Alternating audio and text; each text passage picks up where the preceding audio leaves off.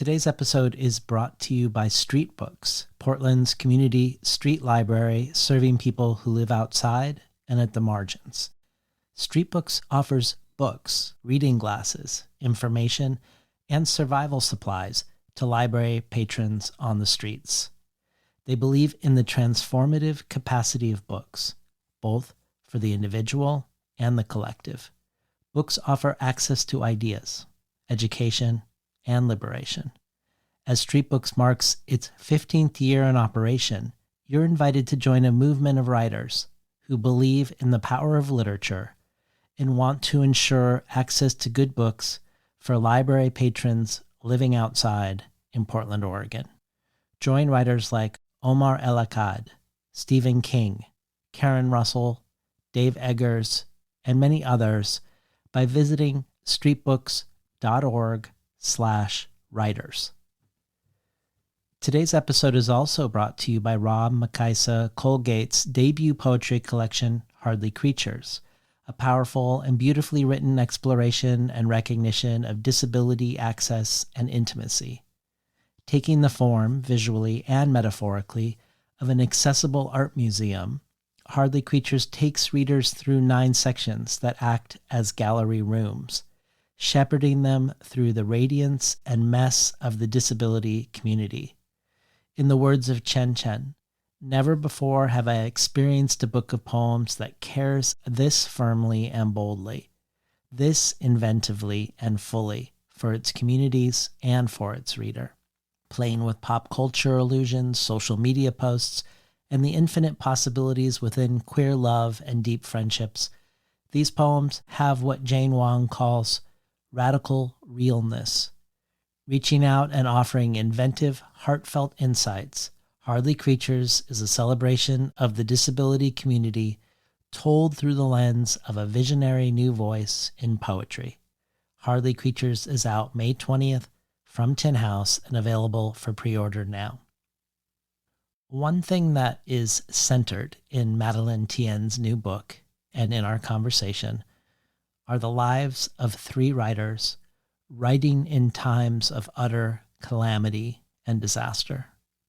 We also look at books as shelters, words as amulets, the work of others as places to gather for solace, but also places to gather ourselves to connect and resist, and about the life-changing risks people sometimes make for a stranger or for the art of another.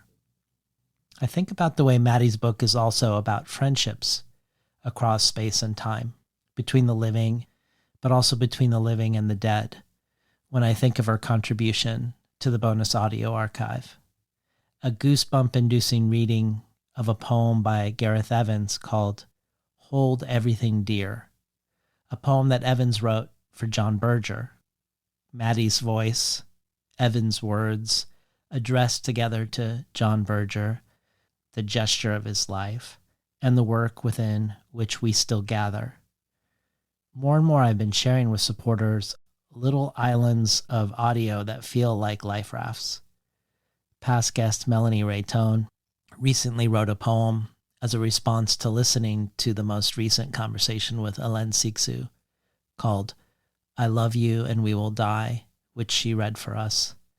A listener who was recruited by the African National Congress in the 1980s to move from Canada to South Africa to set up an undercover safe house for activists, reads her keynote speech for us, given to the North American Levinas Society about this time in her life.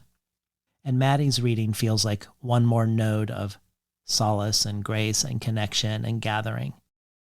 Thinking of connections and friendships, I also reached out to 2 past guests of the show, Dow Strom, who came on for her bilingual English-Vietnamese collection, You Will Always Be Someone from Somewhere Else, and Alicia Jo Rabins, who came on for her collection Fruit Geode, who also did the music for the intro and outro of the show.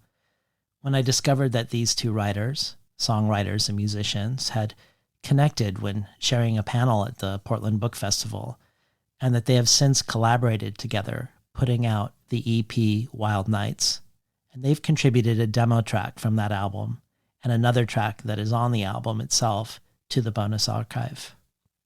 Whether you are a long-time or first-time listener, if you find these conversations are meaningful to you, consider joining the Between the Covers community as a listener supporter. Get the resources with each episode, join our collective brainstorm of who to invite going forward, and choose from many other things, whether the bonus audio, collectibles from past guests, or the Tin House early reader subscription, receiving 12 books over the course of a year, months before they're available to the general public. You can find out more at patreon.com/betweenthecovers. And now for today's episode with Madeleine Thien.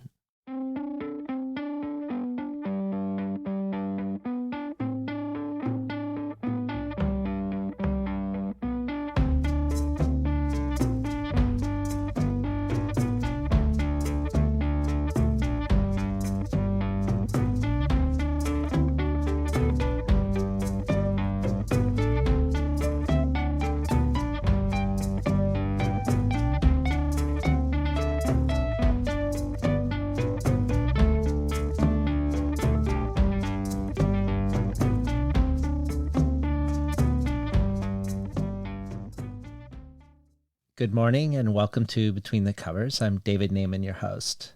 Today's guest is the writer Madeleine Thien.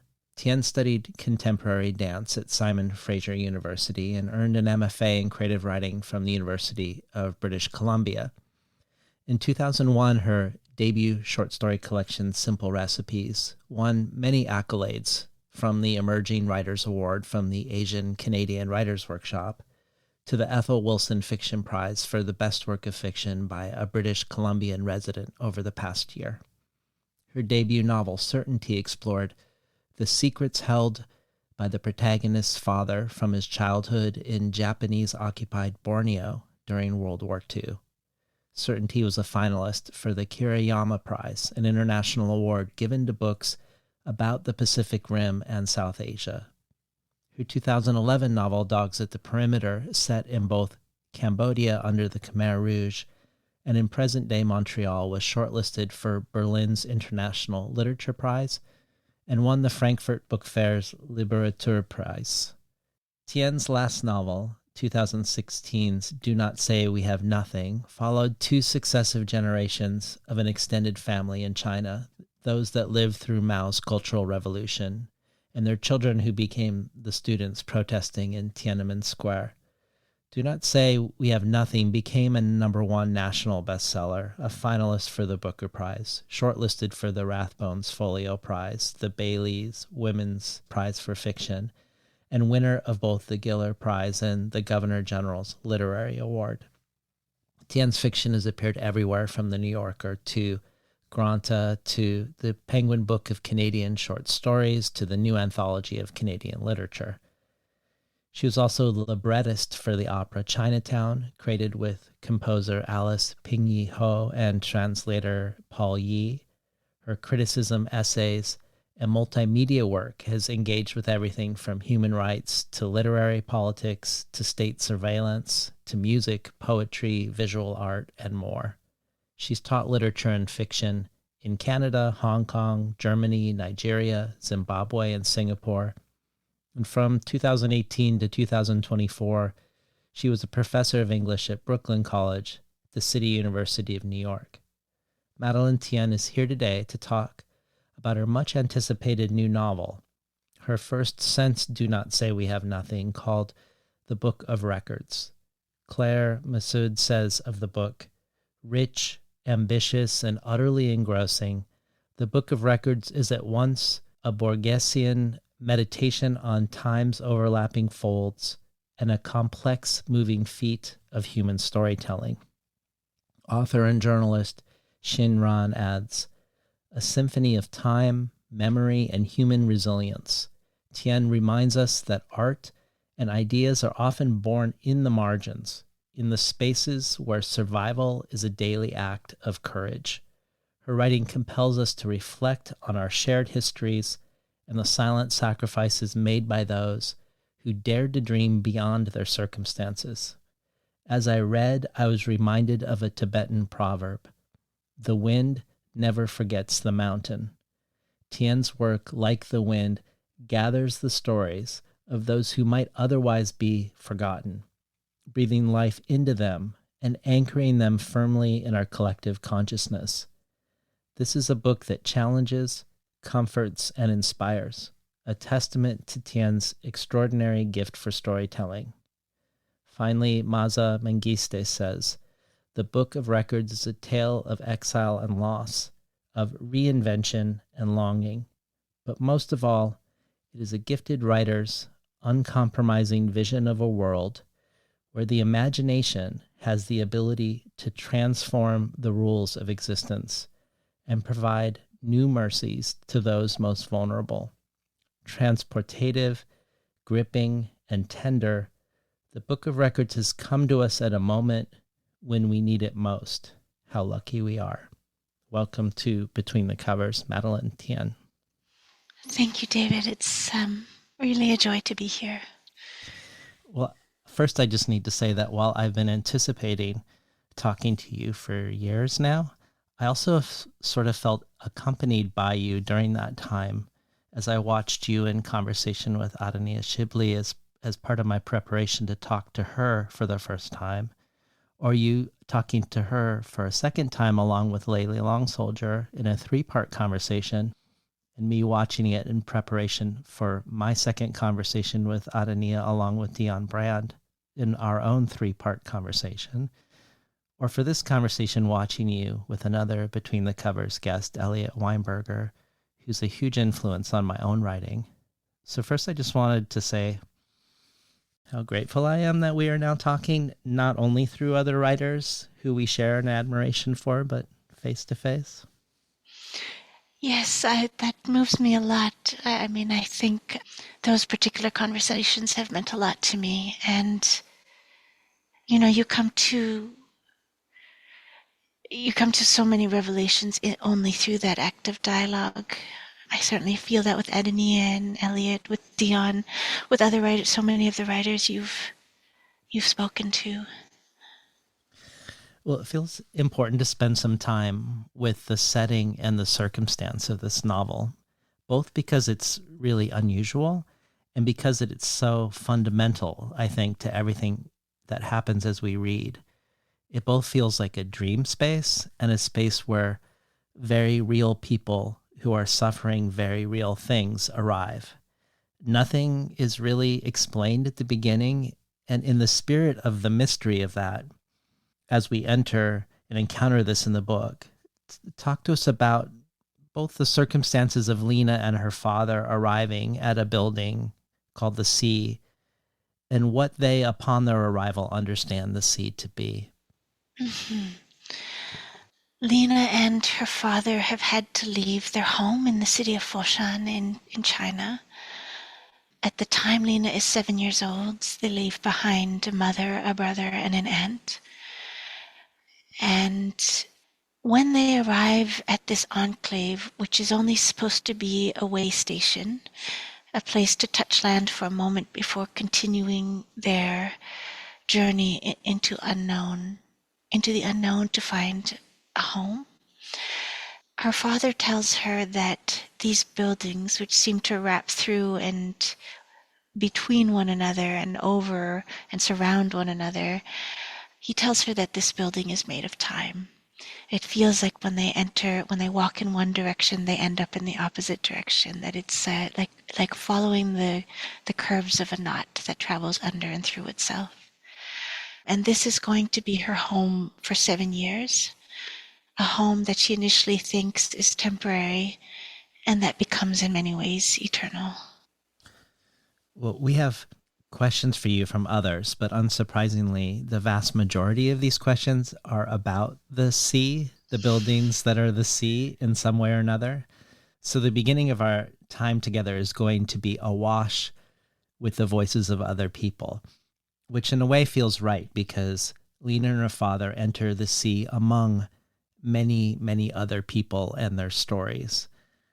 The thing that differentiates our protagonists, as you've already mentioned, from most of these other people is that unlike the others who arrive at this way station and quickly depart again, they remain because Lena and her father are waiting in the hopes that their mother and brother will eventually arrive.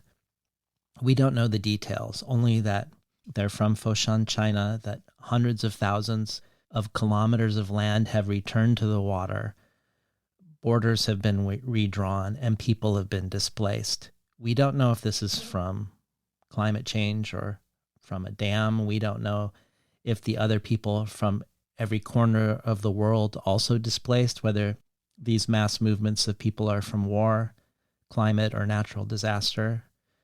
What we do know is that when you are in the sea and you look out the window at the actual sea, everyone sees a different sea, the one that they know. The rules of architecture in this building are strange, as you've already referred to. There are walls that are doors, hallways become rooms.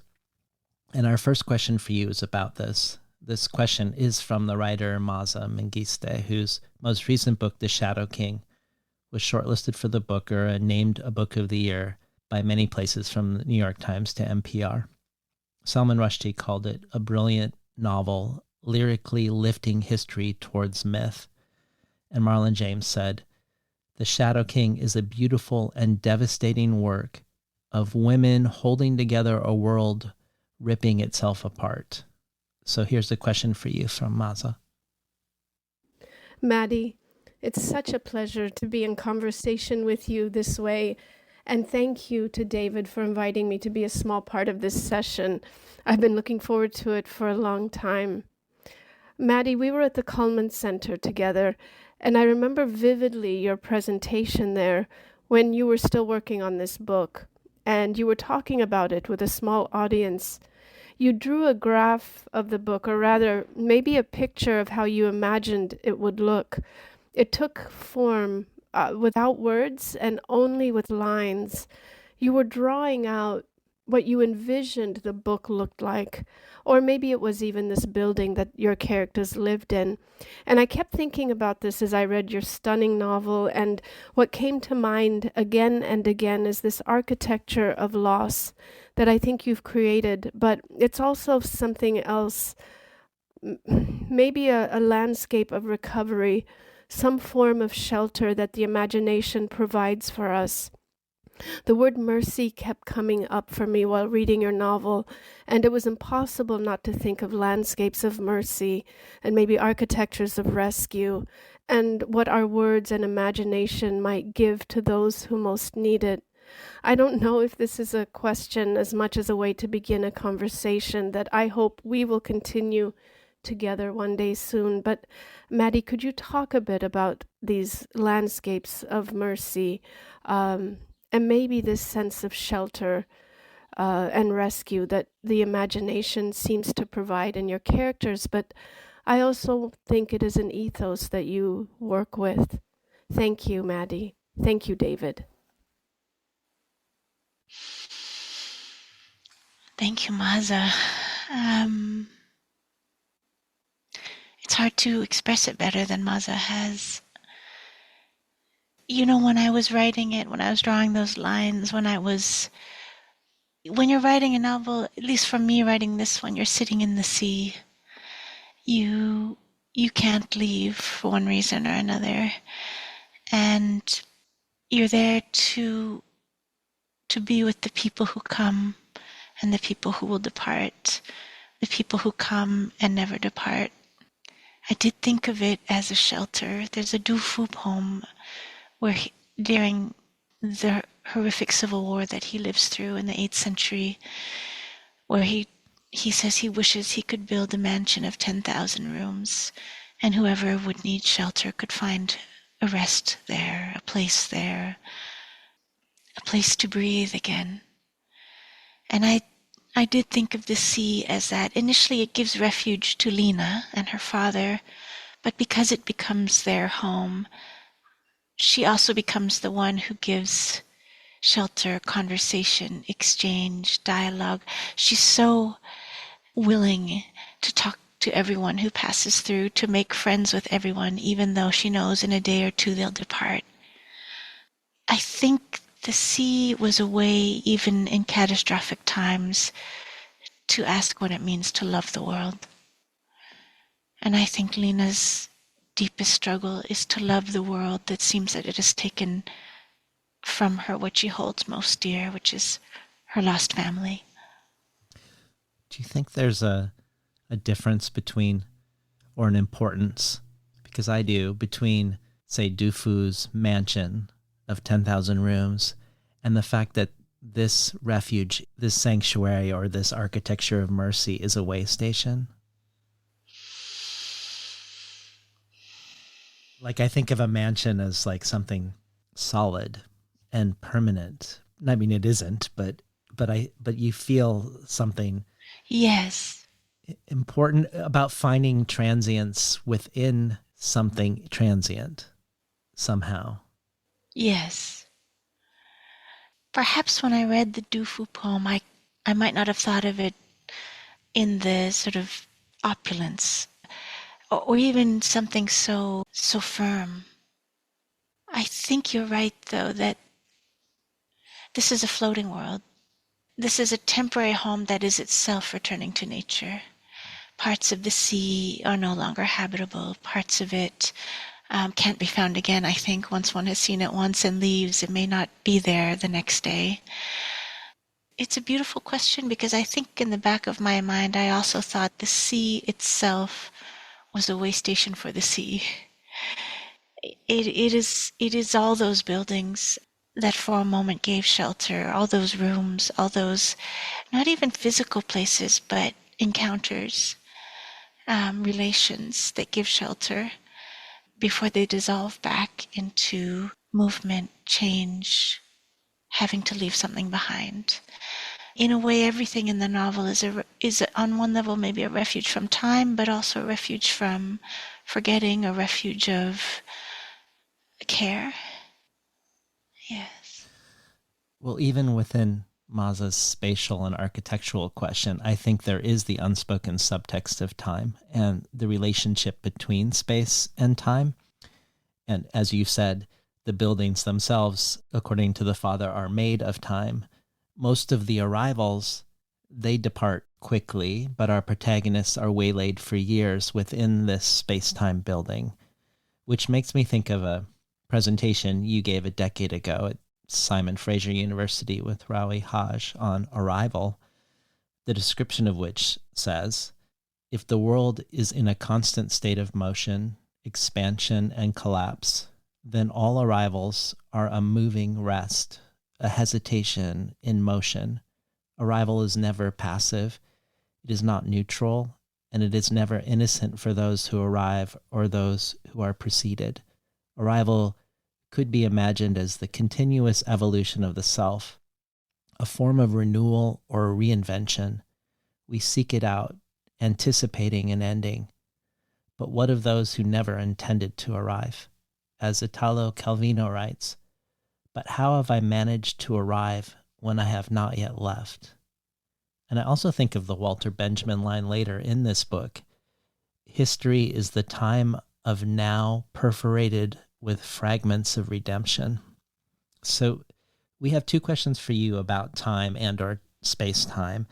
And I'm going to introduce and play one, and then introduce and play the second, and you can answer them both as you see fit. The first is from the Chinese writer Yen Ge, who has a long celebrated career publishing books in Chinese, but her latest book, called Elsewhere, longlisted for the Story Prize and a New Yorker Best Book of 2023, was the first that she wrote originally in English. Matt Bell's praise of this book evokes something of both space and time when he says, in Elsewhere, her stories are both expansive and precise, their range of subjects and approaches suggesting few bounds to the subversive pleasures her stories might deliver. I suspect that even now, Yen Ge is racing ahead of us, lucky readers, off to explore the outer limits of possibility. So here's her question. Hi, Maddie. I hope you're well. I've been meaning to write you a proper long email to talk about the Book of Records since I finished reading it earlier this year. I haven't managed to do so, not only because life got in the way, but also I feel this novel, in its extraordinary complexity and multiplicity, beckons a reader's silence. I felt so strongly right after reading it that what you've brought into actuality is an ideal novel, the kind that can only exist in its exact pages, an inexhaustible and ever-evolving image that defies summarization and resists being reduced into quantifiable talking points. Having said that, there's one thing I'd love to hear your thoughts on, which is the recurrent theme of time and space. At the beginning of the story, the father explains to Lena that time is a piece of string, and when you twist it into a double coin knot, it turns into space. I was struck by the image and wondered later if by creating this novel, setting up paragraphs, chapters, and stories from different points of view, and juxtaposing these narrative spaces in particular orders, you're leading us to a specific kind of time. I don't know if you'd agree with my interpretation, but I'd love to hear you talk a bit about how you considered the notions of time and space and the relationship between them while working on this novel. Thank you. So the second half of this omnibus question is from the writer and historian of science, James Gleick, whose first book, Chaos, Making a New Science, was a finalist for the Pulitzer and the National Book Award, who's also written a biography of Isaac Newton, and whose last book, Time Travel, A History, is, in Joyce Carol Oates' words, an exploration not only of the theoretical phenomenon of time travel, but of our understanding of time itself. And the Millions adds, Gleick's hybrid of history, literary criticism, theoretical physics, and philosophical meditation is itself a time-jumping, head-tripping odyssey. And thinking of the line from your book that Yen Ge foregrounded, if I took a piece of string and folded it over and threw itself to form a double coin knot, the string is time and the knot is space, but they are the same. In that spirit, here's a question for you, nested within Yen Ge's question about time from James Gleick. I want to ask you how you think about the great mystery of time as a thing we experience in the world and as a challenge to storytelling. Your new book bends time in strange ways. It's a kind of time travel for sure, but it's not like any time travel book I've read before.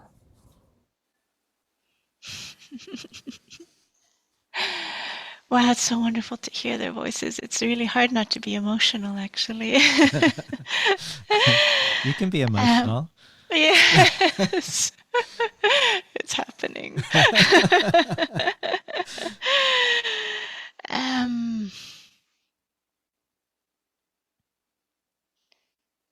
I think for me there might have been many, many ways about thinking about time as space because it was such a long process writing the novel, the 9 years.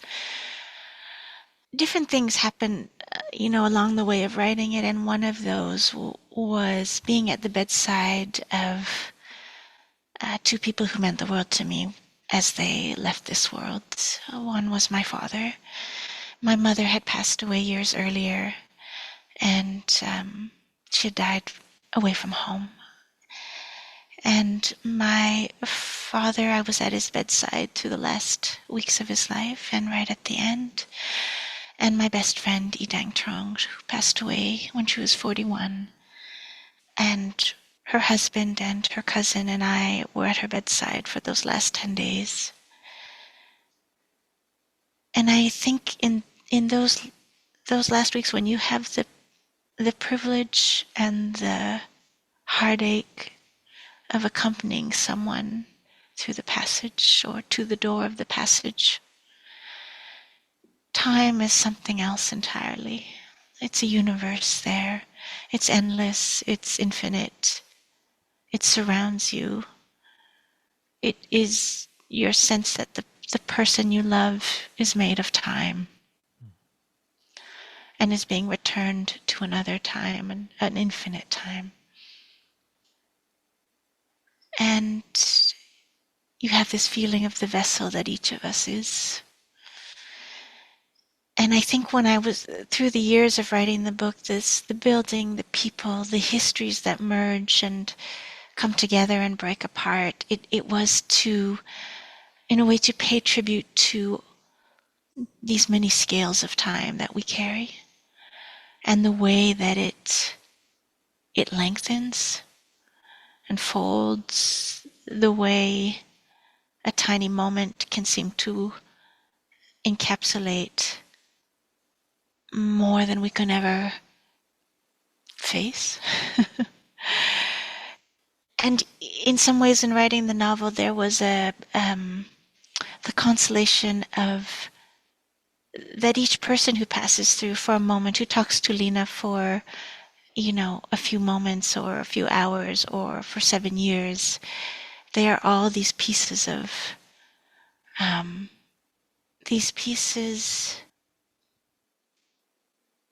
something that is fitted together in a wholeness that is just a glimpse of another wholeness.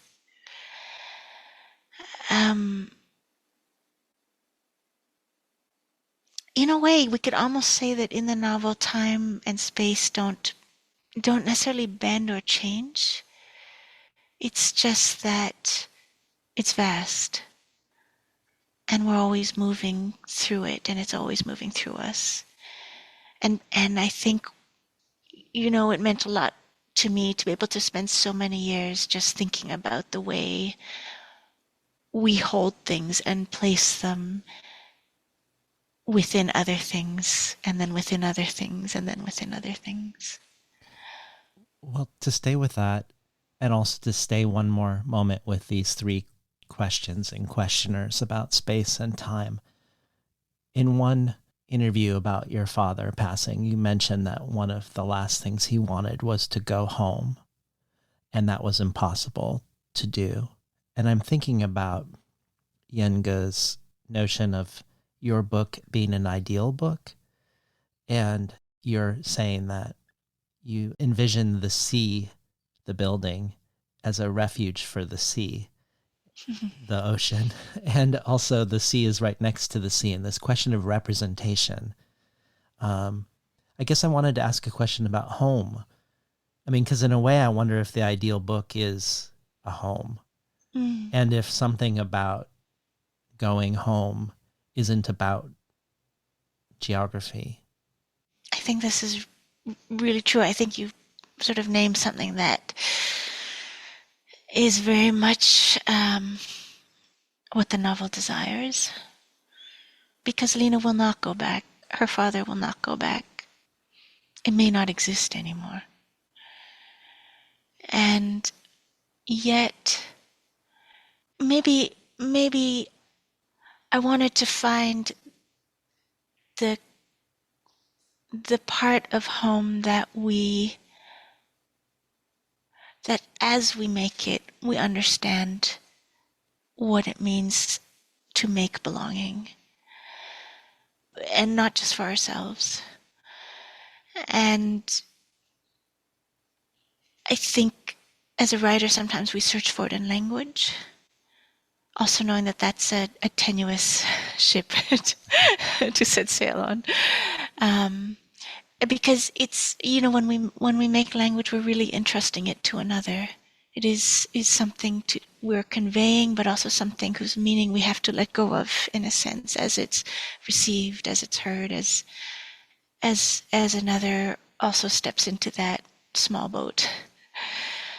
And maybe we find it in other people's words, in other people's lives, in that little string that connects us. I find it hard to put words around it, actually. It's hard to name this thing. It is a very Hannah Arendt kind of question in that, why is it so hard to love this world? And yet also this world is our only home. Yeah. And to care for it, we must love it. It's the only way to care for something is to love it. I think you've started to, or have begun to answer my next question, which is sort of about what you describe as this tenuous ship of language, because there's one other element that, like everything we've discussed so far, is also introduced quite early that we need to establish, I think, before we can dive into the meat of the book. And that is the 3 books that Lena and her father take with them. They had a series of books at home called The Great Lives of Voyagers. And when they fled, Lena's father took volume 3, 70, and 84. Lena wished he had brought number 1 about a Ming Dynasty sailor, or number 23 about a 14th century Moroccan wanderer. But the books they have are the ones on the philosopher Spinoza, the Tang dynasty poet Du Fu, and finally one on Hannah Arendt. And mysteriously, there are 3 other people at the sea who are also waylaid like them, waiting for others to arrive.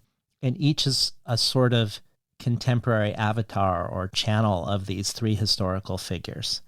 And Lena and her father and these 3 others form a community in the sea. When they departed Foshan, arriving and then leaving one besieged place after another, her father would read from these books to his daughter.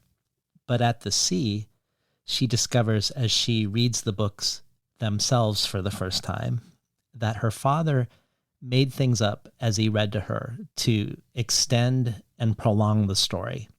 And she also discovers that her brother has written within the book, adding things like the word voyage over and over again in the Arendt book, the word voyage made of the 2 Chinese characters for vessel and ocean.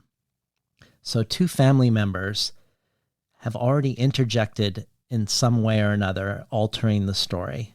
And similarly, when Lena reads aloud to her new chosen family, she herself finds herself changing things in the storytelling, but also discovers that her 3 mysterious compatriots know quite a lot and can identify the book's shortcomings and mischaracterizations.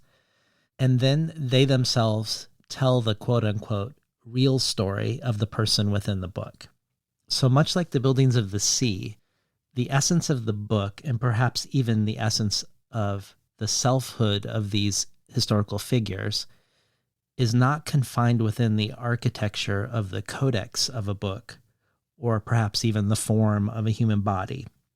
The story keeps escaping the book and returning to it. It moves from oral to written, remembered to invented. Much like a building, written words, I think, seem fixed, but your book unmoors them, both unmooring the building and unmooring words. And I wondered if this sparked some thoughts, or if you could speak more into what feels like a philosophy of books, and perhaps even a philosophy of self.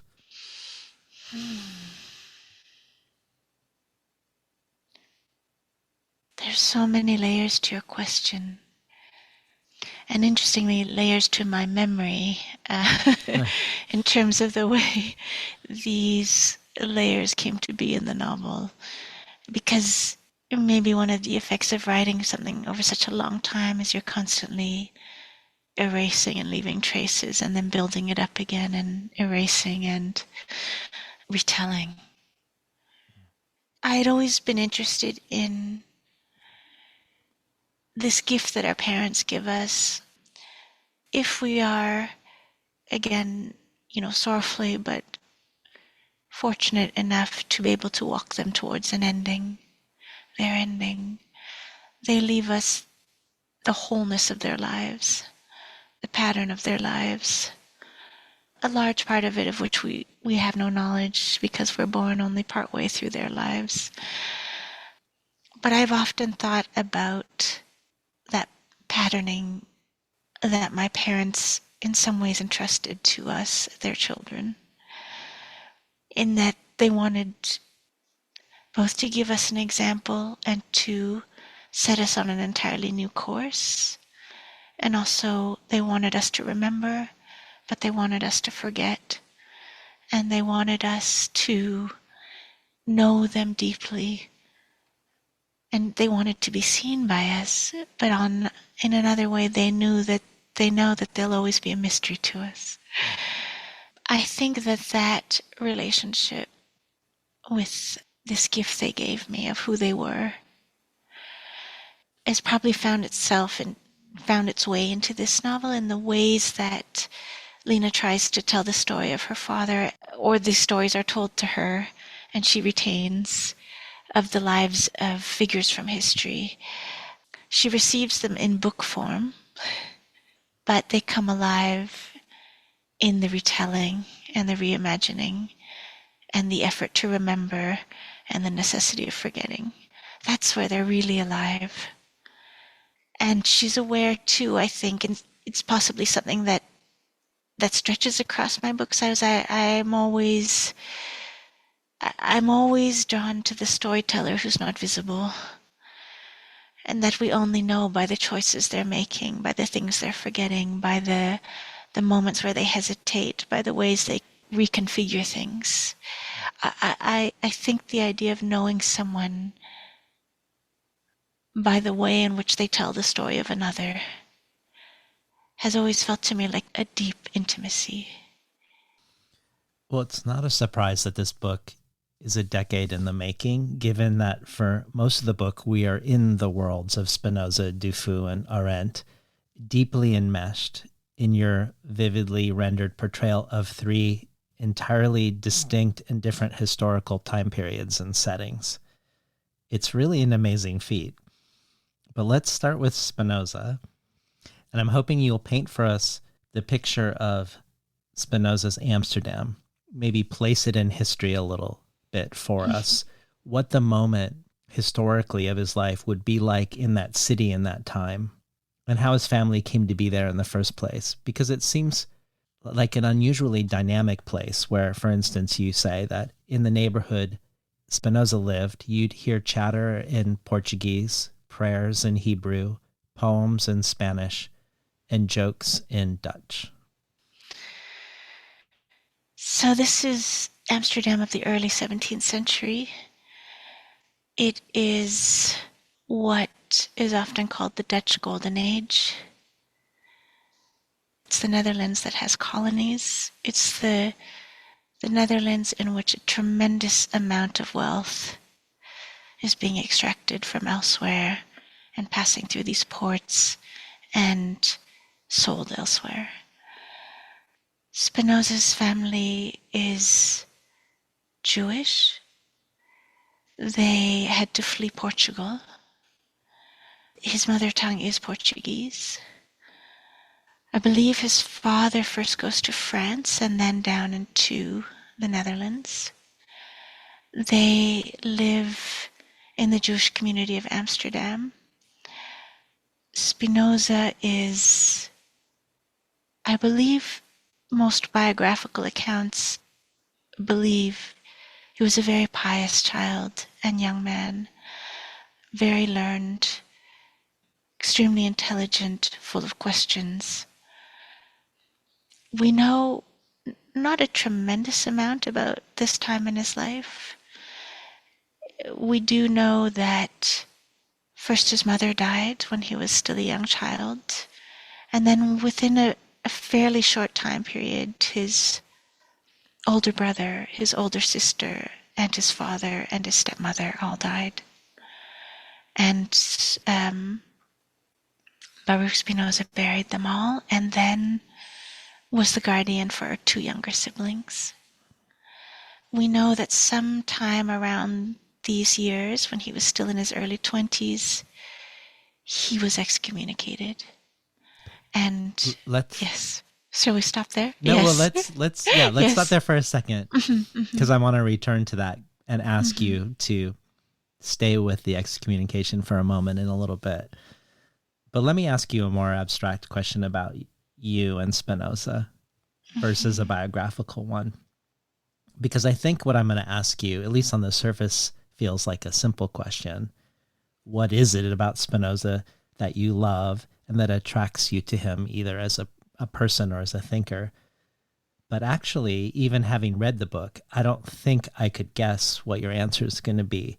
And that is because it seems to me that Spinoza's work is metabolized by people in very different ways. Mm-hmm. Not only has Spinoza influenced everyone from Freud to Marx to neuroscientists, not only did Nietzsche consider him a precursor to his own thought, And not only did Einstein say, I believe in Spinoza's God, the one who reveals himself in the orderly harmony of what exists, but I ended up watching or listening to quite a few philosopher roundtables about Spinoza in anticipation of today.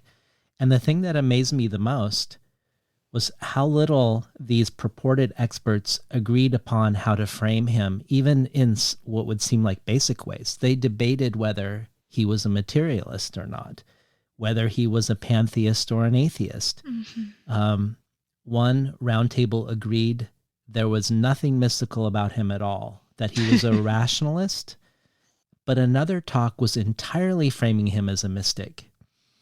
Many of the philosophers talked about how he isn't focused on in school if you're studying philosophy, but sort of lightly mentioned and then moved on from, which was my experience when I pursued my undergraduate degree in philosophy.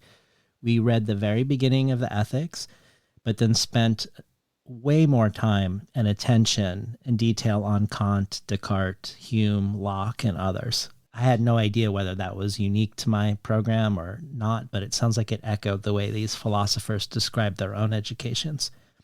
Yet, he seems to endure, and his influence continues to renew itself in new ways and spheres. His renaissance at any given moment could be due to his notion of panpsychism, that everything in the world contains consciousness, or how he imagined and argued for a sort of secularism that was almost unfathomable at the time. But it could be many other things. So talk to us about your own attraction to him. What about his life, or perhaps life story, or what about his philosophy has become this enduring engagement with Spinoza for you, an engagement in this book, but also outside of this book too? Yes. I fear it will be a disappointing answer. How come? I first began to hear the name of Spinoza in my early 20s because the person I was in love with Spinoza and had been attached to Spinoza from a very young age. And this person saw Spinoza as an atheist. And for them, Spinoza offered a way to think about the weight of our existence in a brief and mortal life that is part of an eternity, but we are not part of eternity. Can you hear this recycling truck going by outside? Yeah, it's fine though. I mean, people will hear it, but that happens it happens in every conversation.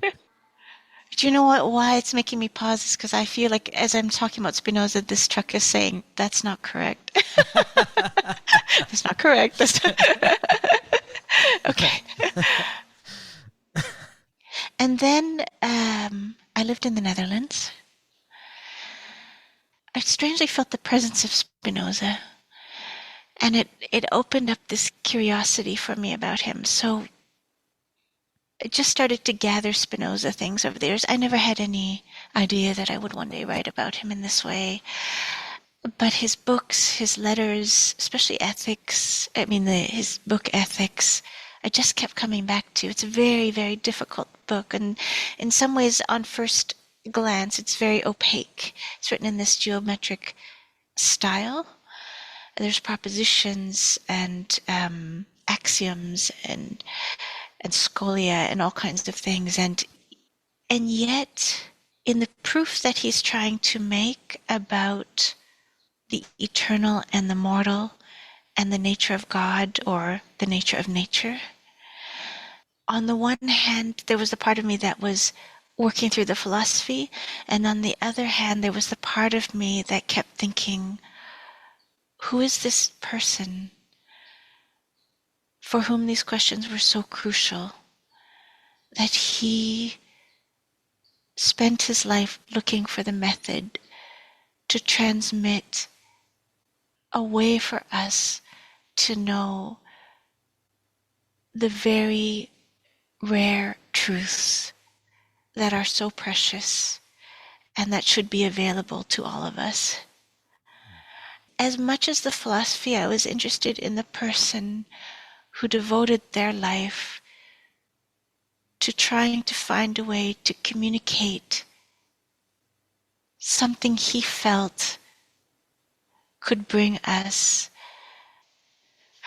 It's funny, I think there are works that come to you when you're young and you don't know how to make sense of them, but there's something about them that won't let you go. And you just return. It's interesting about when we were talking earlier about home and what that might mean if it's not a stable structure, if it's not a place. And I do think in some ways, some of these texts, these books, these questions became a kind of place that I returned to. They marked time in a way. Those works we return to, they keep time for us. When we return, we're altered. Yet our questions are not necessarily different. We might just come at them from a slightly different angle that time allows. Well, I wanted to share the thing that attracts me the most to Spinoza, but I'm going to do it in my typical roundabout way, but it will eventually end with a question to you. So I'm asking for your indulgence at the moment, but it has to do with the relationship of body to mind or body to spirit. And it's something that I think about a lot, partly because of the way for millennia Jews were characterized as fundamentally material, of the body, and unable to transcend and experience the spiritual. So you see this, for instance, in Michelangelo's depiction of Christ's ancestors in the Sistine Chapel, who, in contrast to the Sibyls and angels, are shown with ancestral torpor, to borrow the title of a book that is about these ancestor figures. They're sluggish and inert, sometimes hunched or grimacing, but always with a sense of heaviness, as if they lived on a planet where gravity was 10 times the gravity of Earth. And that was already a long-standing notion in his time, but it's still pervasive in modernity, where, for instance, Carl Jung could talk about how the Jew is far too conscious and differentiated to be pregnant with the tensions of unborn futures. In other words, trapped in the world of the known and the seen, where he could conclude, because of this, the Aryan unconscious has a higher potential than the Jewish. Or Rudolf Steiner, the founder of biodynamic farming and Waldorf education, saying Jews, along with the Chinese, were a sign of racial stagnation, and that the fact that Judaism still exists today is an error of history. That notion is the most pervasive version of this today, something almost seen as self-evident by many, or as a truism, even in the framing of the Old Testament and the New Testament, is that Christianity is an evolution, an improvement and completion of Judaism, that it makes Judaism vestigial, that the angry God is replaced with the loving God, selectively ignoring the books of Isaiah, Ruth, Ecclesiastes, or the Psalms, which are a big part of Christian liturgy, or love thy neighbor as thyself in Leviticus, or the punitive threat of fire and brimstone in Revelations. And I bring this up to argue against or trouble the notion of progress or evolution between religions, because whatever good and goodness Christian doctrine has introduced into the world, I would argue there's a trade-off, a cost or a loss, like with anything, not particular to Christianity. And I think it's with relationship to the body's relationship to the spirit. The aversion of the body as unclean, or that virginity and celibacy bring one closer to godliness. The introduction of original sin, where in Judaism, when a human repents, they're returning to the inherent wholeness and goodness of who they are meant to be. They aren't having something divine come in and remove something inherently bad. Having sex on the Sabbath is encouraged and seen as a good thing. One cannot cause harm to another and then receive forgiveness and absolution by appealing to an invisible God in Judaism. You must confront the person body to body, the person who was harmed. And the quote-unquote heroes of the Hebrew Bible are not good or bad, but inseparably both, which to me is a compelling form of storytelling. All of this to say, I've always thought the renewed interest in Spinoza, in contrast to the supremacy of Descartes and Cartesian duality for many centuries, especially at a time when so much of the world is moving off of the body, virtualizing, extracting, and externalizing consequences to either an afterlife or to an unseen people elsewhere, is that in contrast to Descartes, the body and mind are not separable for Spinoza. The mind-spirit is beholden to the body, which feels quite Jewish to me. None of this is in your book, nor in any great detail his family's flight from forced conversion in Spain and Portugal, where many were imprisoned, tortured, or even burned at the stake for these sorts of notions. But one thing, ironically, given what I've just said, that is central to your book, which you began to talk about, is Spinoza's excommunication from the Jewish community. Excommunication is so rare in Judaism that I think many Jews might not even know it is a thing. But, I mean, if you have thoughts about what I just said, great. But what I was hoping you also talk about is, and primarily talk about, is why he is seen as such a threat, the fear he invokes, and what excommunication means or looks like when he is banished from the Jewish community in Amsterdam. The way Spinoza writes about emotion and the body, it's almost the way he talks about emotion is the way we talk about how one color becomes another color. It's this continuous movement that these precise states of body that give rise to this continuous movement of emotion through us, and is the substrate of consciousness as it moves through these layers, from our responses to things to what we map as our rational and conscious thought, and then the actions that we choose, and so on and so forth. He really is attentive to what is human. It's clear that when Spinoza is mapping the intensity of these emotions and where it leads us, where it drives us, what it makes us long for, how we act against our own interests in the hope of trying to satisfy this desire or hunger or want, he sees all of this in a continuity of life, and he doesn't separate us from it. I think there are small passages that hold very briefly what happened to his family in Spain and Portugal, and the almost continuous exile.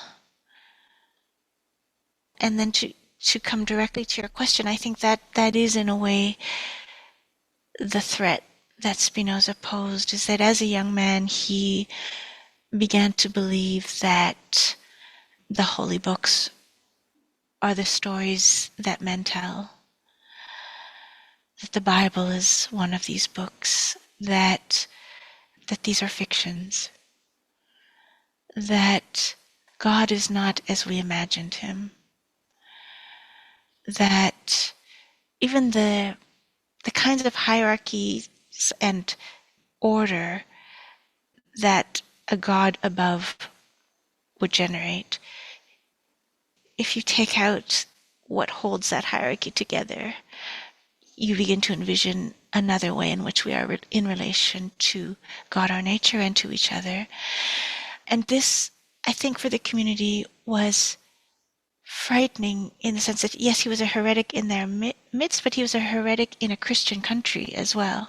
That questioning of God and the order is wider than the Jewish community, and I think there was great fear about what it would mean to harbor a heretic amongst them, and what kind of disorder this could open up, especially in this Amsterdam of this time. There's a very rebellious youth movement. There's a lot of rethinking of what the political order should look like.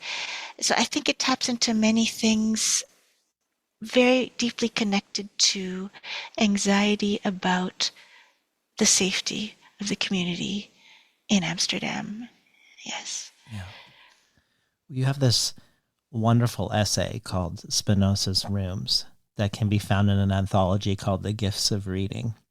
And I want to read a couple things from it to connect us back to time and space, but also as a preface to a next question from someone else. So cobbling together a couple different passages about Spinoza's day job as a lens maker. As a lens maker, you say, Spinoza's field is geometric optics, the branch of physics concerned with properties of light as understood through the laws of reflection and refraction. Spinoza made lenses for both microscopes and telescopes. A telescope is a point of view. Just like that, two lenses carry Saturn's moon nearly 1 billion kilometers away, right up to the eye. 1 billion kilometers collapses in space and time so that Saturn feels as near as the cup of coffee on your desk. The greater the distance of magnification, the further we see into the past. Light takes time to reach us. Our most powerful telescopes, like the Hubble, receive images of things as they were 13.2 billion years ago. To the question, what are we within the scope of the universe? Spinoza's contemporaries intuited an answer that was cataclysmic for faith, religion, philosophy, politics, science, art, selfhood.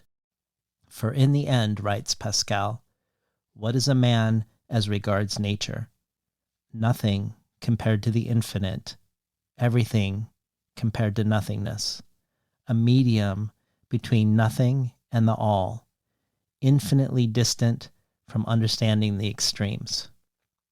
Our next question is from the novelist and poet Muriel Rothman-Zecker. His most recent book, Before All the World, was a 2022 NPR Book of the Year, and Adina Applebaum of the Jewish Book Council says that, at its core, Before All the World considers one essential question. What does it mean to remember the past while still imagining the future? Its most striking accomplishment is its invitation to the reader to become a part of the novel's chorus. What will you do, it asks, now that you've read the story? Hi, Maddie. It's Muriel. I wanted to ask you about friendship. So recently, some weeks ago, you and I had a conversation in which you told me about your process of writing down by hand all of Baruch Spinoza's ethics. And I was so struck by that. I've been thinking about it nonstop and thinking about how to weave copying full texts by hand into my writing practice and into my friendship practice. So my question is about friendship. I was struck by that act as a kind of act of radical friendship between you and Spinoza, between the living and the dead, between writers today and writers hundreds of years ago and writers hundreds of years from now. And I wonder if you can tell me more about what it feels like to write about friendship, whether that is friendship between Hannah Arendt and Walter Benjamin, friendship between Spinoza and Dufu and Hannah, friendship between the living and the dead, friendship between writers throughout time and across time and outside of time. And just also to say here that I'm so grateful for our friendship and grateful for the opportunity to get to extend our friendship into this form of conversation. So wonderful. Thank you for gathering these. This is just, it's just beautiful.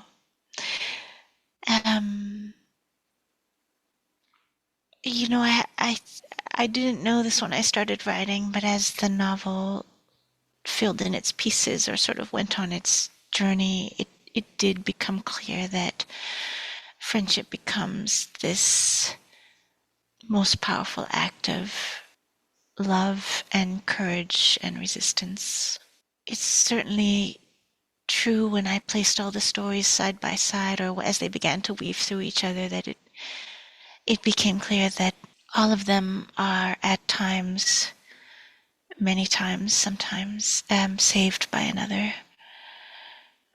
And none of their work would reach us had these acts of friendship not occurred.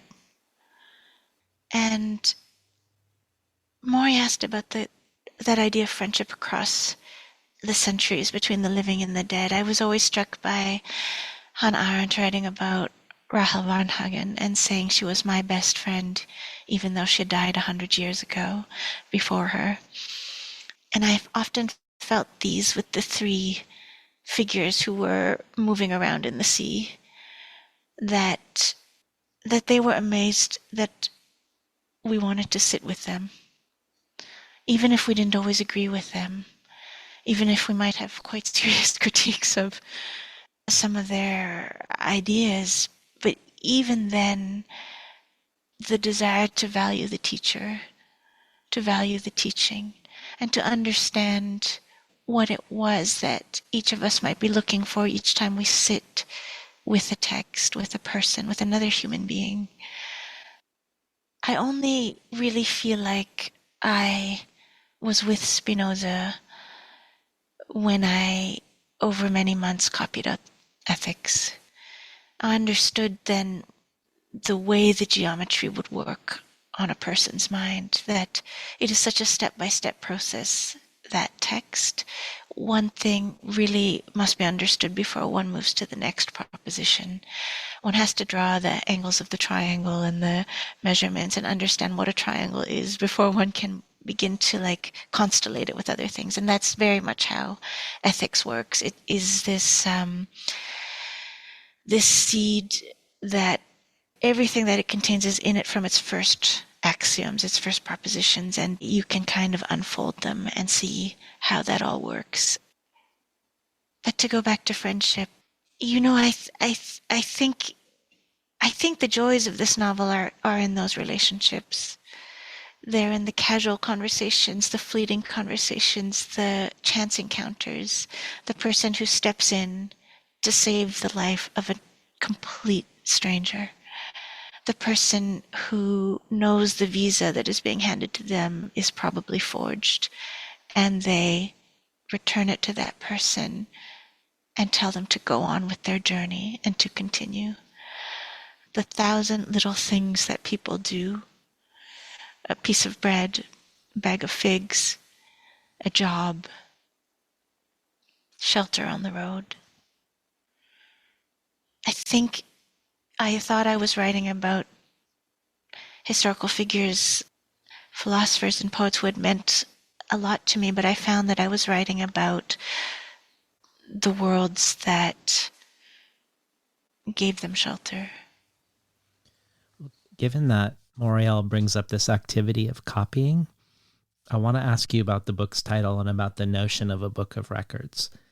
Because in your last book, Do Not Say We Have Nothing, the different generations of the families are connected by the manuscript of a novel called The Book of Records, whose chapters have been copied and hidden behind walls, under floorboards, and handed down. And that book is hidden and precious because it's a narrative that doesn't conform to approved Chinese history. A book that you say has no beginning, middle, or end. One of an alternative China where the reader recognizes mirrors of themselves and which they write themselves into, which feels very similar to these great Voyager books and the Book of Records we're reading now. In the Spinoza section of this book, Spinoza's father's name is entered into a book called the Book of Records, the Livro de Beth Chaim. And there's another line in the book, quote, "Here at the sea, the written word was considered a kind of amulet. Travelers hired calligraphers to copy things, poems, prayers, genealogies, into a book of records." So talk to us about this traveling title and this notion, this reappearing book, this notion of a book of records, which seems to also involve copying. Yes. I must say, I'm not sure anyone's asked me so many questions that have made me fall so utterly silent for so long.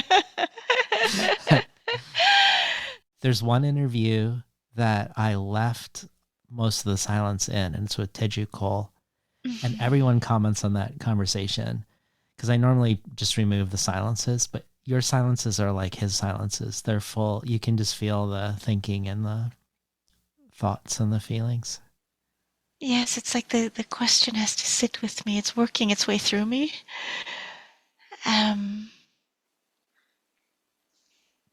It has surprised me the extent to which the idea of the Book of Records has become a bit of a life raft. Maybe because more and more I'm haunted by that question of what are we doing? Yeah. And in Do Not Say We Have Nothing, it comes near the end of the novel. The daughter, whose father, we know from the beginning of the novel, took his own life. And the daughter, near the end of the long years of gathering that she has done to understand the people that her father loved, the world her father loved, the world he didn't save, and the parts that he did try to save, she wishes that he had known that someone else would keep the Book of Records, that he didn't have to be the one to carry it all his life to the end. She wished he'd had faith that someone else would come and carry it with him, for him, and take that responsibility. I think in this new novel, there's a playfulness around the keeping of the Book of Records. There's the historical story retold and reimagined and breathed into life again by a girl who I think no one would imagine would be the inheritor of these stories, but who understands this as part of her lineage now, not because it's the only thing she had, but it's because the thing she chose to love. And she also tries to keep a record, not of her own life, but of other lives, hoping that should her family come across this book, they will recognize what it is. They will recognize her by what she chose to save. I love that. And to me, that's been my sort of roundabout way of trying to answer this question of what are we doing? What are we doing here? And what are we the vessel for? What is it we hope will survive into the future? What can we give passage to in the brief time that we have? That is that Walter Benjamin idea of wanting to breathe something into life again in the hopes that someone else will pick it up, carry it, take on the responsibility of carrying the Book of Records, which is a collective, can only be done by the collective, requires myriad stories and myriad ways of telling it and seeing it, but knowing that it's a collective inheritance, both the painful parts and the ones that give us a way forward. Well, there definitely is a sense across the three historical narratives in this book of books as amulets or talisman, much as your act of copying feels like almost a magical act that facilitates a sort of transmission between bodies across time. not only the 3 rescued books from the Great Voyager series, brought with Lena and her father in flight, but everyone is fleeing carrying books. At one point, Arendt is carrying her husband's manuscript, disguised and wrapped in ham. When she flees over the Pyrenees at great risk, she can't give up because she needs to reunite with her suitcase with the manuscript of Walter Benjamin's last writings, her close friend who has just committed suicide. She also has to leave a companion who can't make the journey over the mountains, and she's gifted by this person a volume of Proust and quotes the lines from it. One is knocked at all the doors which lead nowhere. One stumbles without knowing it on the only door through which one can enter, which one might have sought in vain for 100 years, and it opens. So Arendt is fleeing with Proust and Kant on her body. We spot Spinoza on Benjamin's bookshelf at one point. All in all, it feels like gifting books and fleeing with other books creates this connective tissue, and that they are evidence of a connective tissue, that they are signs of love and reasons to go on living. And similarly, the Tang dynasty poet Du Fu managed to carry more than 1,000 of his poems with him, even when he and his family were displaced. Spinoza may have had it bad. His family displaced to Amsterdam because of Christian persecution, then excommunicated by his own community, then the plague returning to the city, and as you mentioned, for various reasons, his mother, brother, sister, stepmother, and father have all died. But Du Fu's life is equally fraught.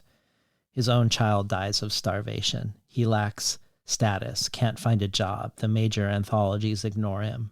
He dies penniless. His life is full of famine, war, and poverty.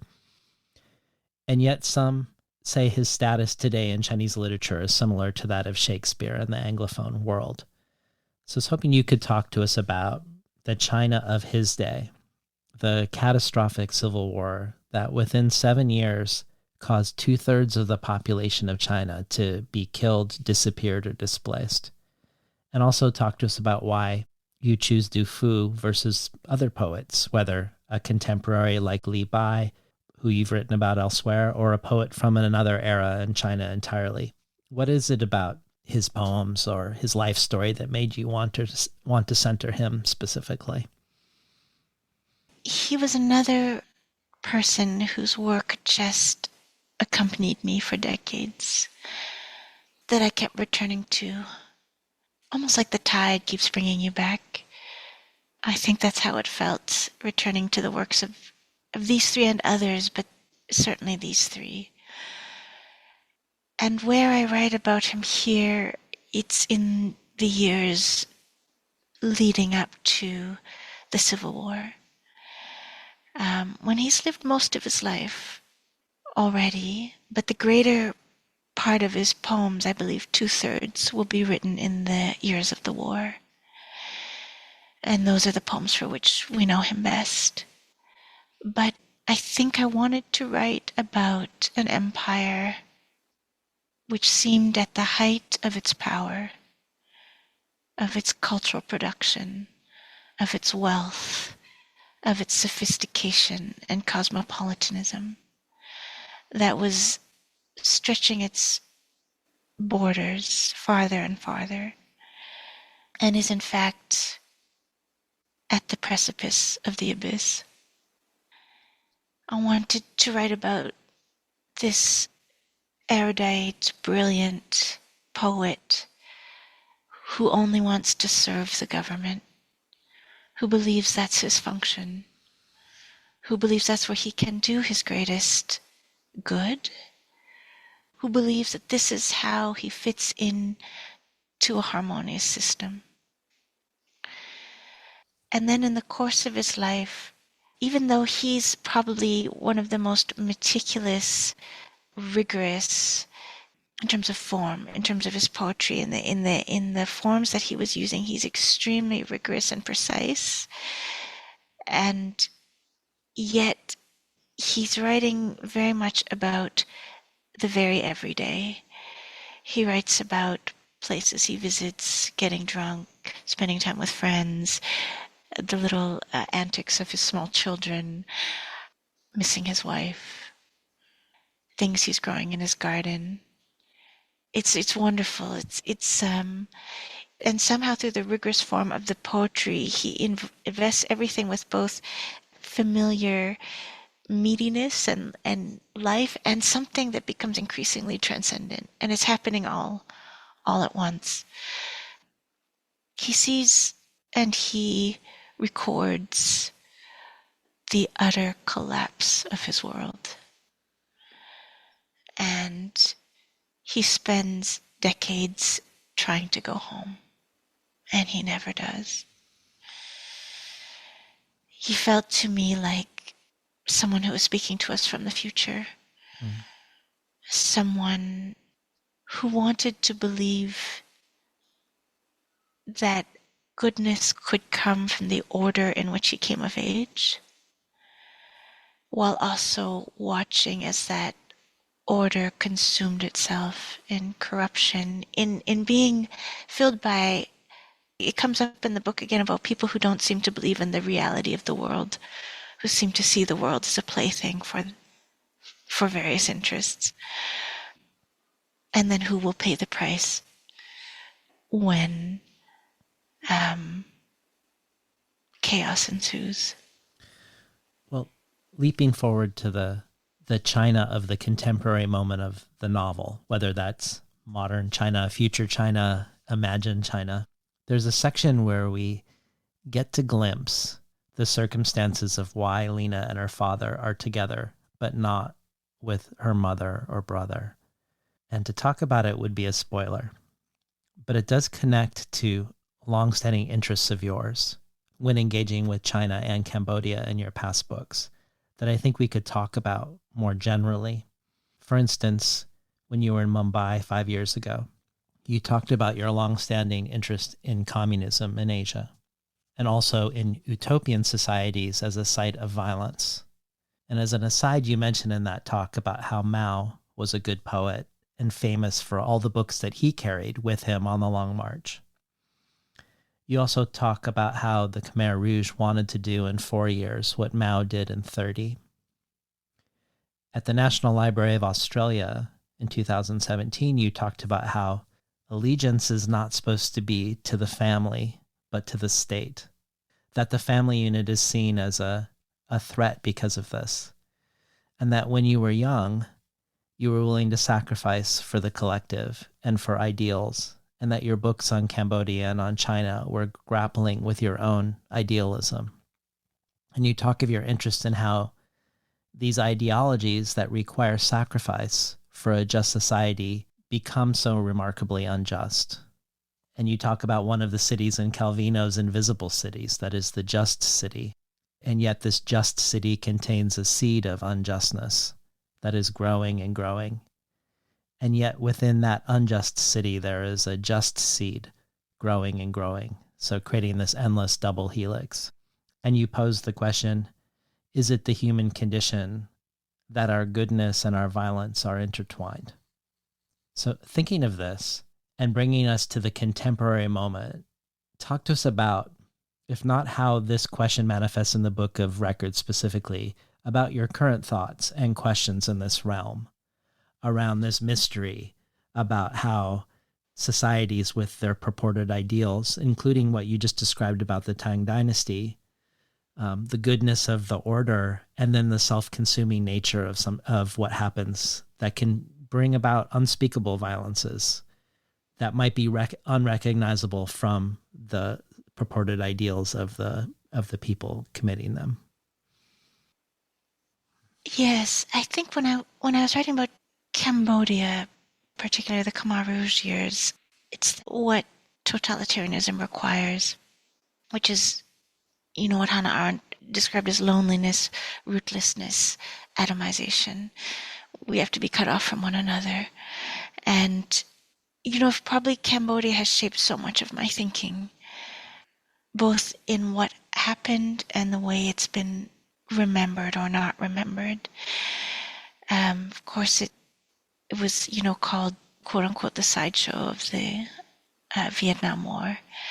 It was 2.7 million tons of bombs dropped by the U.S. on Cambodia, secretly, because the United States was not at war with Cambodia, but was trying to target North Vietnamese supply lines that ran through Cambodia. Of course, caused massive terror, horror, displacement, loss of agrarian land, starvation, migration to the cities, to safe places, and sent people into the arms of the revolution, of what was then considered the resistance, the Khmer Rouge, to fight a war of liberation. And a war of liberation that became so extreme that it imagined that it could make Cambodia completely self-sustaining without any foreign interference whatsoever. Because, one could understand the argument of what foreign interference had done, because also Phnom Penh Center was ruled by an American-backed general after a coup. So we know all these things from many other places and many repetitions of these histories. All this to say that when the Khmer Rouge time ended, a genocide had occurred. A genocide that would not be legally, no one would be held responsible for it until just a few years ago in the tribunal. And sorry, I'm trying to knit different parts of your question together. I have a feeling that the years I spent writing about Cambodia opened up these really difficult questions about how one might first save oneself in the moment, but also about how one might save one's soul. And I think that is a recurring question in both Dogs at the Perimeter and Do Not Say We Have Nothing. There's survival. There's also trying to protect the ones you love. And then there's the question of what the cost of doing that might be. And the fact that every moment you're faced with a choice that maybe guarantees no one's survival, but also threatens co-opting you into the violence that is spreading. And there are many reasons why we would tell ourselves that violence is the only option. It's just that it's never ending. It's the lit match that is simply just goes from match to match to match, and at the cost of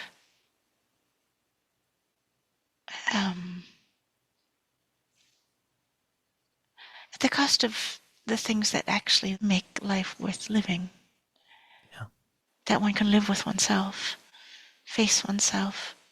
I'm going at this in a very roundabout way, but I do think that the literatures that we have in which there are impossible choices, but also there are choices, are very important. Because in some sense, as we navigate catastrophe, the feeling that we have no choice, it is maybe another facet of oppression. It's also true we can't always save ourselves. And it's that sort of terrain that people face, but also that we're forcing people to face. I do think often of Hannah Arendt, we need to stop and think. We need to stop and think about what we are doing. And in all the modes that we have, these conversations, writing literature, writing books that take a decade, intervening in the public space, the things that we try to do to say no, not in our name. For as long as we have these choices, I think we have to make them. And I think this answer can show you just how afraid I am, to be honest. How difficult I find this moment in which we live, and how I feel we need to come at it with our ethics, our philosophy, our action, our literature, our hope, our friendships, nothing is separated anymore. Nothing ever was. But every facet of that touches another. Yeah. To return to Du Fu and his impossible situation just for another moment. Outside of this book, when engaging with Du Fu, you often quote the translator David Hinton. In your essay, Poems Without an I, you say, Hinton observes that Du Fu, as his world collapsed, was trying to awaken language itself, to include all of experience equally, rather than limiting it to privileged moments of lyric beauty or insight, and thus to express a relentless realism synonymous with consciousness itself. And perhaps hearkening back to Moriel's question about friendship, it feels like your new book invites me to make connections or friendships across time and space. For instance, when I learn how Du Fu wants to render all experience equally, not just transcendent moments, but ordinary ones, I think of Spinoza's single substance theory. When you quote Claire Carlyle's intro to George Eliot's translation of Spinoza's Ethics, we are to God as waves are to the ocean, I think of Hinton's characterizations of Du Fu. Similarly, when Arendt's father explains his notion of free will, or the lack of free will, I feel like he is speaking words Spinoza could have himself said when he says, "A stone hurled into the air suddenly wakes into consciousness. It has no memory of what set it in motion. All it knows is what it senses: the wind, stars, birds, trees, and other stones. Every second is unanticipated. The trajectory of the stone was determined long before it woke by the force and angle of the throw. Yet it experiences each day as if nothing could have been foreseen. Is the stone free?" And that makes me think of Elliot Weinberger's poetry in his latest book, The Life of Du Fu, a stanza that goes, "All things do what they do. Birds swoop to catch an insect. Moonlight breaks through the forest leaves. Soldiers guard the border. I am trapped in this body."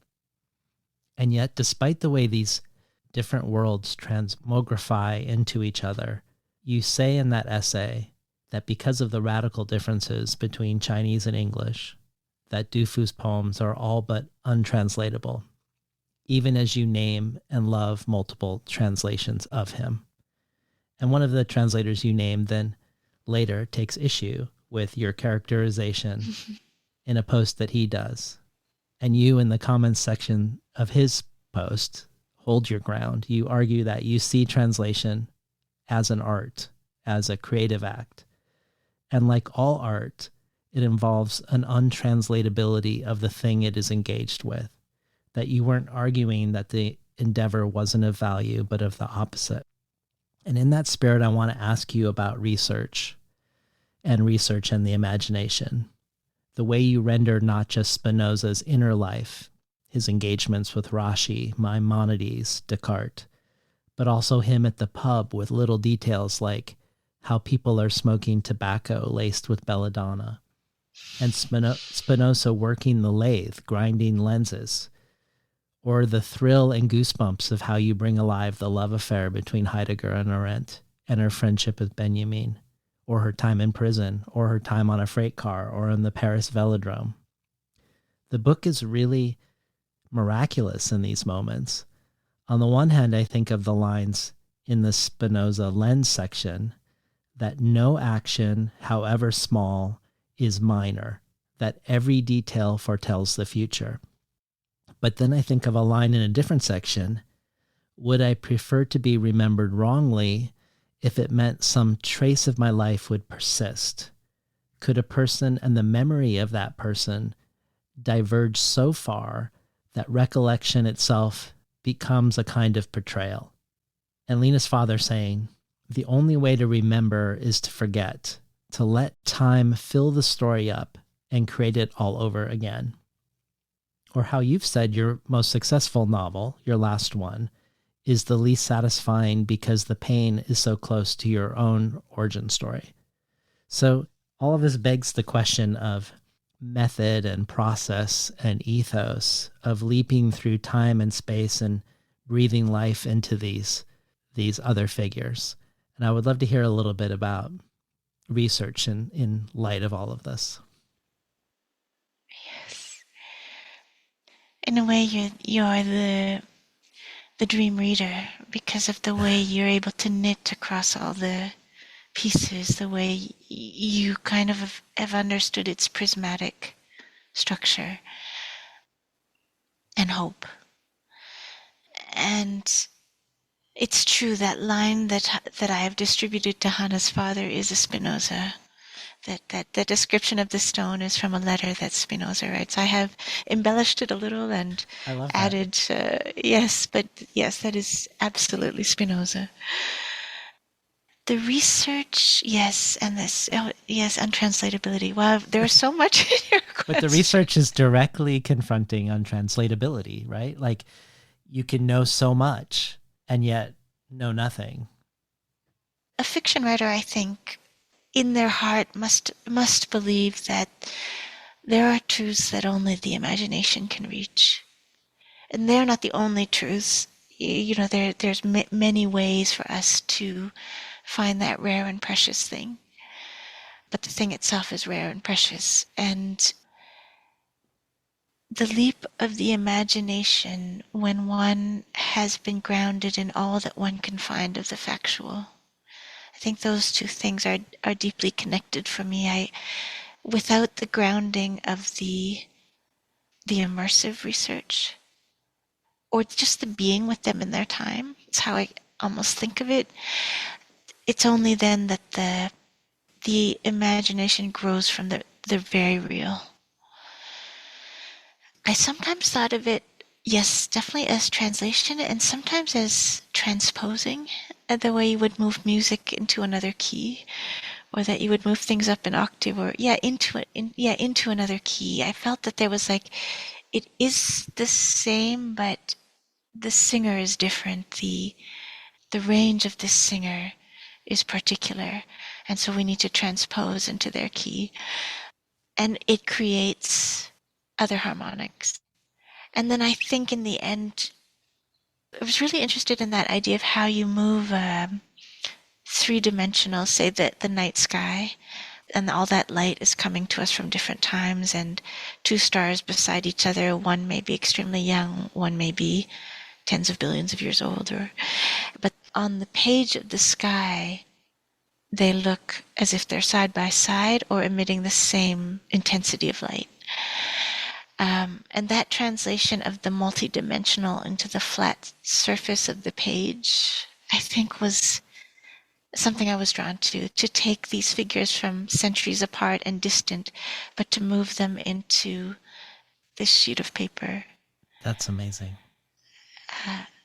Yeah. I love that. Well, my favorite sections of the Book of Records are the Arendt sections.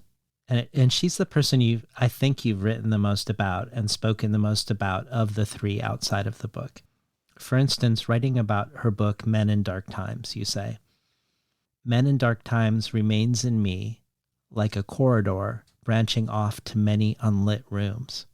And in each room, there's a person thinking to him or herself, a person creating work, a person in constant engagement with the ideas of others. The beauty of this book is, for me, that we are all in these rooms, and only in the discourse, in this passionate engagement, can we find our way to one another." And then as a guest on the Hannah Arendt Between Worlds podcast, you talk about how you love the intimacy with which Arendt writes, bringing you along with her, where there's even a sense of suspense, as if you too are thinking alongside her. You talk about how she does this intimate thing without relying on or sharing her personal motivations for why she is thinking what she is thinking, nor sharing the surely terrible memories that haunt her, which nevertheless you can feel in her work. You say this quality is very important to you, to witness a woman occupying a space in this way, refusing to enter the public sphere through personal vulnerability. But this is only one of many things you share there and elsewhere that attract you to Hannah Arendt. So the impossible question for you right now is to talk to us about the importance of her for you, whether her actions, her self in the world, or the qualities of her thought that she becomes one of the principal characters in the Book of Records. Yes, I think that earlier essay that you read from it's quite a long time ago, the one about the passageways and corridors in different rooms, the Men in Dark Times. When I hear it now, I can see that there's a faint blueprint of the sea. That's why I read it, because it reminded me of Maz's question about the architectures of mercy or the architectures of recovery. Yes. These things lay their traces in the work early on, and you don't really even recognize them or know, but there's something about the way it's formulating and configuring itself in your head that it's growing into something actually real, a reality that you will perhaps bring to the page in some way. I feel like I've had the longest relationship with her of all three. And deepest because not deepest, but deep in a different way, because I turned to her a lot when I was writing about Cambodia. And I had a very particular relationship with her because Origins of Totalitarianism is such an important book, remains such an important book. It's all of it. But that last section about, near the end, about what it does to the inner world of a person to live in totalitarian times, I think resonated across everything I knew from Cambodian friends and from witness accounts and from the histories. And it was a complex relationship because even though her subject was totalitarianism and authoritarianism and political freedoms and Men in Dark Times, she never writes about Asia. It almost never comes up in her work, even though monumental things are happening. Vietnam War, what's happening in China, Cultural Revolution. And so I always had this, almost like I was always with her, but out of sight of her. Mm. And that's actually, in a funny way, the relationship of a novelist to the worlds they're creating. You're so close to them. You live with them. You listen. You hang on to their every word. You're thinking about them all the time. But they can't totally see you for different reasons.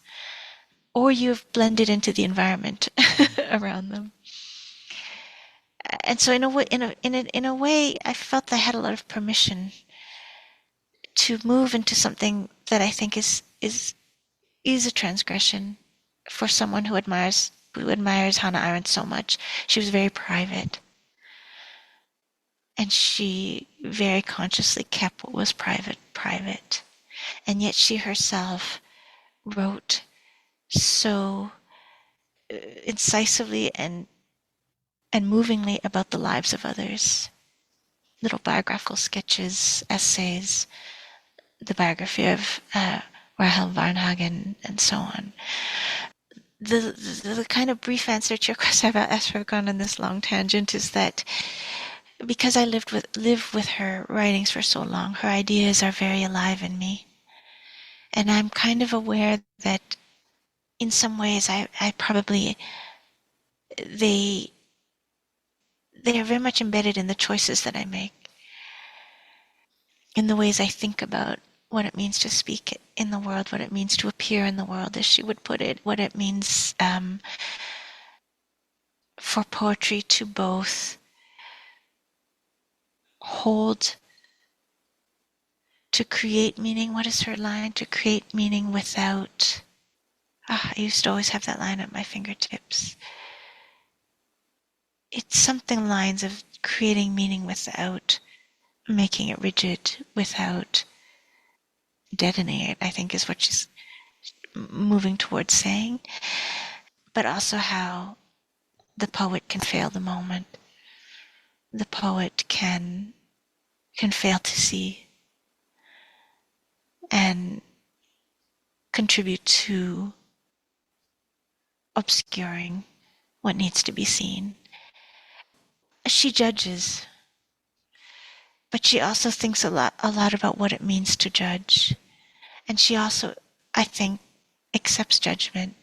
I think when she knows that a piece of her writing has failed to contemplate an aspect of something, failed to address it, failed to see, I think she actually does. I think she does engage in that conversation. This only one can know from the huge amounts of private letters we have of her. She does face things. I admire that she maintains her faith that the world is not in her, in another person, in a third person. It's between us all. And that is why we have an obligation to it. It is the world between us. It is the world that none of us can fully encompass. It is the one that we are actively shaping with each and every choice we make. Well, thinking about Arendt and solidarity and how much she valued friendship, I might think of her helping smuggle refugees or her incredible correspondences with so many writers, but also how much she valued and risked on behalf of the work of others, even valuing it more highly than her own. There's the comic moment in the book of Arendt in the bathtub reading her manuscript in progress, 10 years of work on the biography of Rahel Varnhagen. And when her hands fumble, she reaches out to save her cigarette, not her manuscript. But this sent me down a very deep rabbit hole, watching and listening to long conversations and lectures about this book of Arendt's called Rahel Varnhagen, The Life of a Jewish Woman, which is not a big part of the Book of Records, but it is mentioned in the Book of Records. A woman who lived 100 years before Arendt in the Enlightenment era Berlin. The first book that Arendt wrote, but which she almost neglected to publish. And in general, Arendt bristled against the notion that because she was a woman, she had to be a feminist, or because she was a Jew, she had to be a Zionist. She believed she invented herself as an individual through the intellect. But according to all that I listened to, when people ask why she didn't engage with gender or what it means to be a Jewish woman, this is the book where she does it. And this biography of this other person is actually the closest Arendt comes to writing autobiography. This other woman who engaged in social practice and intellectual activity primarily through friendship in her salons, activities that were feminized and dismissed as such. But also a woman who, like what I described of Arendt, subscribed to this ascendant enlightenment value that she could invent herself over and against the given. And yet, Varnhagen runs smack into sexism and anti-Semitism, and near the end of her life starts to return to writing in Hebrew script, and comes around to this recognizing the need to fight for the rights of Jews as Jews. And similarly, how Arendt in her own time couldn't have become a professor of philosophy at a German university, neither as a Jew nor as a woman, and yet she could have written an intellectual biography of Schiller or Goethe and would have been expected to do scholarship on someone who had already been deemed great, but instead chooses to center and elevate and underscore Rahel Varnhagen, who as you've mentioned, she called her one lifelong best friend. And she dares to write Varnhagen's dreams. So maybe she's doing a transgression the way you're describing your transgression around Arendt herself. None of this is in your book, or not much of it, but somehow this almost drowned in a bathtub and belatedly published book, and Arendt's relationship to Varnhagen across time in this way, writing autobiography through biography, To me, it feels like a decoding key to your project. But I wondered if this sparked any thoughts. Is Arendt Varnhagen a mode of a relationship that resonates with you and Arendt, or you and Spinoza, or you and Dufu? Is there something about having this lifelong best friend that you imagine into in this way that says so much about Arendt in ways that she would never say, talking about herself? It's true that when I read her writing about Rahel, I feel a recognition, a very different kind of relationship. But I think maybe what I was reaching for was that these kinds of relationships are eternal and repeated and recurring. And who is it who says we choose from among the living and the dead for our friendships? I think that's true for me. My mother said something really, it's always stayed in my mind.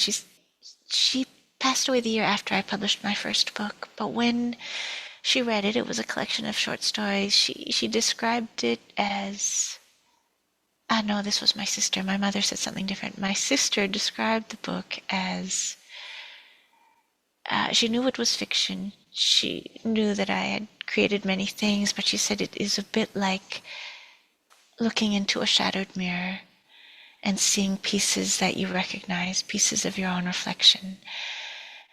And I think when I looked at the relationships that Hannah has with Rahel, that Spinoza has with various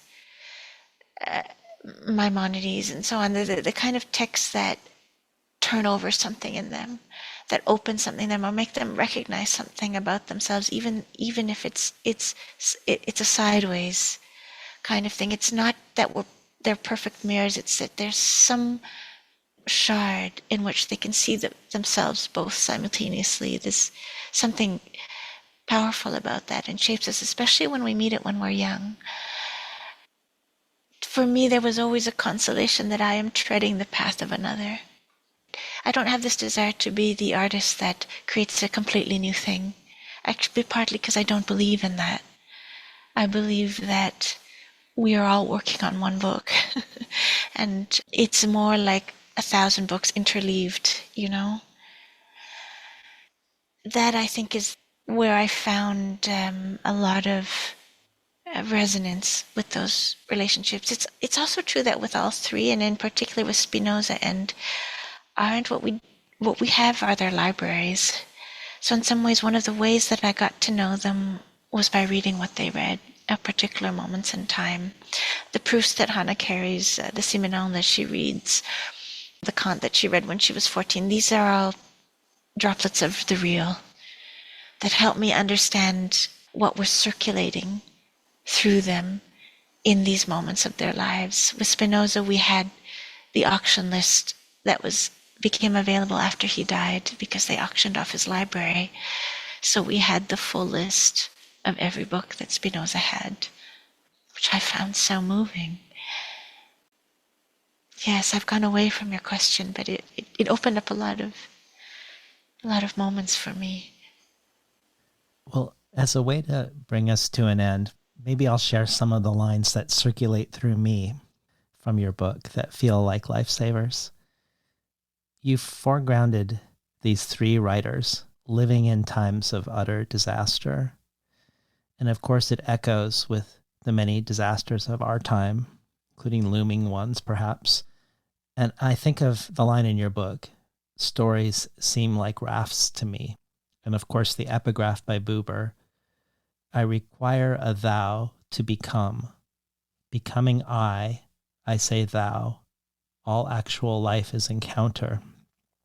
I also think of the repeated epigraph, which appears in every one of the books in the Great Voyager series by Seneca, the Roman philosopher who was forced to commit suicide by the emperor, with Seneca saying, being forbidden to show gratitude for your services, I leave you my one remaining possession and my best, the pattern of my life. I also think of a post you did on Instagram last fall about the Book of Records finally coming into the world after 9 years. where you quote the writer and peace worker David Schulman, quote, "It is in the nature of acting, of doing the right thing, that despair recedes at least for a moment, and its place is taken by something else. Hopeless hope, for example. Those who work these furrows know that hope is not contingent. Sometimes the worse things get, the more hope there is.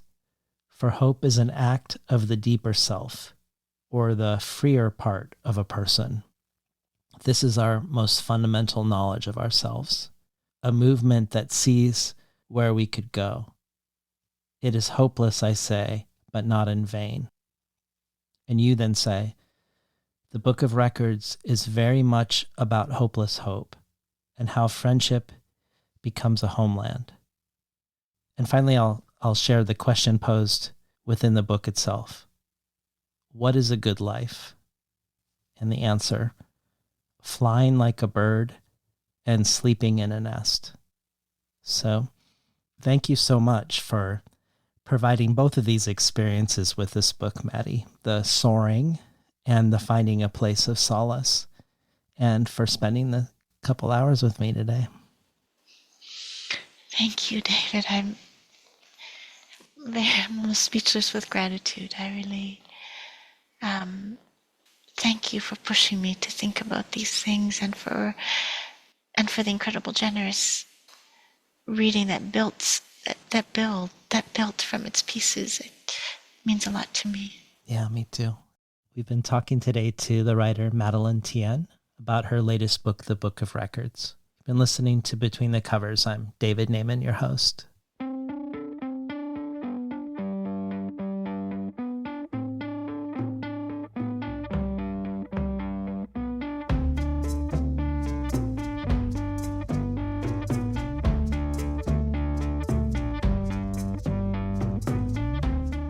Today's program was recorded at the volunteer-powered, non-commercial, listener-sponsored, full-strength, makeshift home office of me, David Naiman. You can find more of Maddie's work at madelinetien.com. If you enjoyed today's conversation, consider joining the Between the Covers community as a listener supporter. Every supporter can join our brainstorm of future guests, and every listener supporter receives the supplementary resources with each conversation. Of things I discovered while preparing for the conversation, things referenced during it, and places to explore once you're done listening. And then there are many other things to choose from on top of those.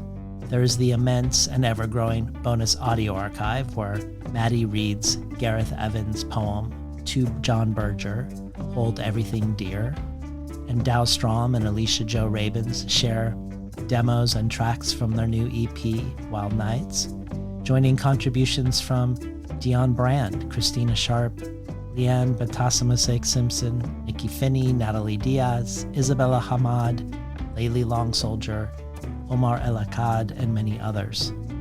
There's also, just to name a few, the Tin House Early Readership subscription, getting 12 books over the course of a year, months before they're available to the general public. Rare collectibles from past guests, and a bundle of books selected and curated by me and sent to you. You can find out more at patreon.com/betweenthecovers.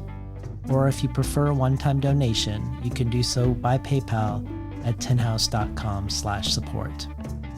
I'd like to thank the Tin House team, Elisa Ogie in the book division, Beth Steidel in the art department, Becky Kramer in publicity, and Lance Cleland, the director of the summer and winter Tin House Writers Workshops. Finally, I'd like to thank past Between the Covers guest, poet, musician, composer, performer, and much more, Alicia Jo Rabins, for making the intro and outro for the show. You can find out more about her work, her writing, her music, her film at aliciajo.com, ALICIAJO.com.